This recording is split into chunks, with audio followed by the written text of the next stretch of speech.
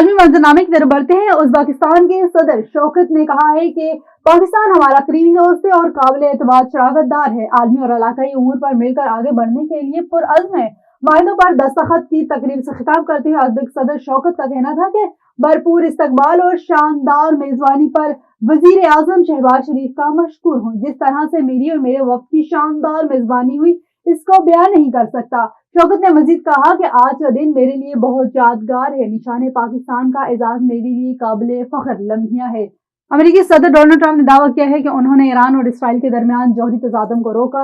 Throat social media بیان میں صدر ٹرمپ نے کہا ہے کہ امریکہ دنیا کا سب سے طاقتور ملک ہے۔ پہلی مدت میں امریکی فوج کو مکمل طور پر عصر نو مضبوط کیا۔ امریکہ نے نئے اور جدید جوہری ہتھیار تیار کیے۔ انہوں نے کہا ہے کہ اسپیس فورس کا قیام میری حکومت کا بڑا کارنامہ ہے۔ امریکہ اپنے بحری بیڑے میں جدید ترین اور انتہائی طاقتور جنگی بحری جہاز شامل کر رہا ہے۔ نئے بیٹل اسپیس دوسری جنگ عظیم کے جہازوں سے 100 گنا زیادہ طاقتور ہوں گے۔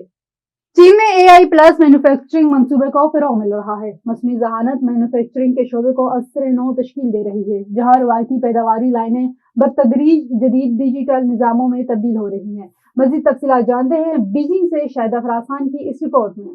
مشرقی چین کے شہر سوچو میں مصنوعی ذہانت مینوفیکچرنگ کے شعبے کو عصر نو تشکیل دے رہی ہے، جہاں روایتی پیداواری لائنیں بتدریج جدید ڈیجیٹل نظاموں میں تبدیل ہو رہی ہیں۔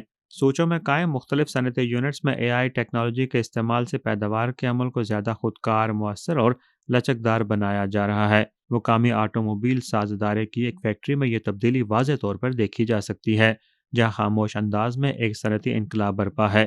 فیکٹری فلور پر 600 سے زائد روبوٹس ویلڈنگ اور سیلنٹ لگانے جیسے کام سر انجام دے رہے ہیں، جبکہ خودکار رہنمائی رکھنے والی گاڑیاں سامان کو ایک جگہ سے دوسری جگہ منتقل کرتی ہیں۔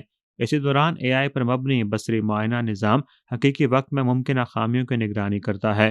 پیداواری عمل کے تمام مراحل میں ڈیجیٹل نظاموں کے انضمام کے باعث یہ پلانٹ 2000 سے زائد اقسام کی گاڑیوں کی تیاری کی صلاحیت رکھتا ہے اور صرف 7 دن کے اندر مکمل طور پر حسب ضرورت تیار کردہ گاڑی فراہم کر سکتا ہے۔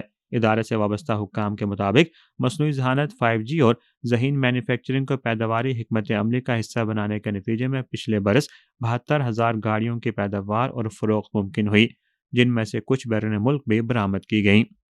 چین میں مصنوعی ذہانت کی بدولت مینوفیکچرنگ کا شعبہ تیزی سے ٹیکنالوجی کی منتقلی کی جانب منتقل ہو رہا ہے۔ خودکار نظاموں کی بدولت پیداوار کی کارکردگی میں بھی نمایاں اضافہ ہوا ہے۔ Shahid Afraz Khan, A1 TV، Beijing.